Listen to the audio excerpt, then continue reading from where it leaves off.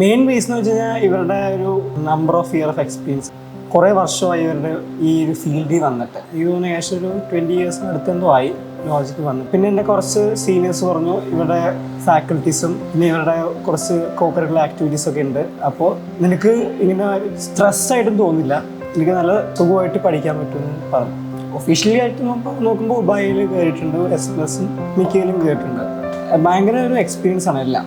More than education wise അല്ലാണ്ട് personally നമ്മളത് ഭയങ്കരമായിട്ട് അത് മോട്ടിവേറ്റ് ചെയ്യും. ഞാൻ സംസാരിച്ചിട്ടൊന്നുമില്ല സ്കൂളിൽ ഇങ്ങനെ സ്റ്റേജിൽ ഇങ്ങനെ സംസാരിക്കുന്നത്, എനിക്കൊരു ചാൻസ് കിട്ടിയില്ല. പക്ഷേ ഇത് എനിക്കൊരു നല്ലൊരു ഓപ്പർച്യൂണിറ്റി ആയിരുന്നു.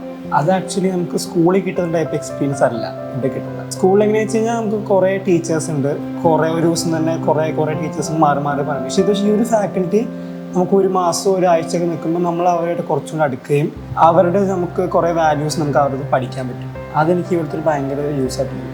ഓരോരുത്തരുടെ അടുത്ത് നമുക്ക് ഓരോ ദിവസം പഠിക്കാൻ പറ്റിയിരുന്നു. നമ്മുടെ ഫാക്കൽറ്റീസ് അല്ലാണ്ട് തന്നെ നമ്മുടെ ഇവിടുത്തെ കോർഡിനേറ്റേഴ്സും ക്ലാസ് ടീച്ചേഴ്സും എല്ലായിടത്തും നമുക്ക് ഓരോ ഗുണങ്ങൾ പഠിക്കാൻ പറ്റിയിട്ടുണ്ട്. ഞാൻ റെക്കമെൻഡ് ചെയ്തിട്ടുമുണ്ട്, ഇനിയും ചെയ്യും. കാരണം എനിക്ക് ഇവിടുത്തെ ഒരു അറ്റ്മോസ്ഫിയർ ഇഷ്ടപ്പെട്ടു. കോളേജിലേക്ക് അറ്റ്മോസ്ഫിയർ അത് ഓരോ ഇൻസ്റ്റിറ്റ്യൂട്ടിലും ഇല്ല.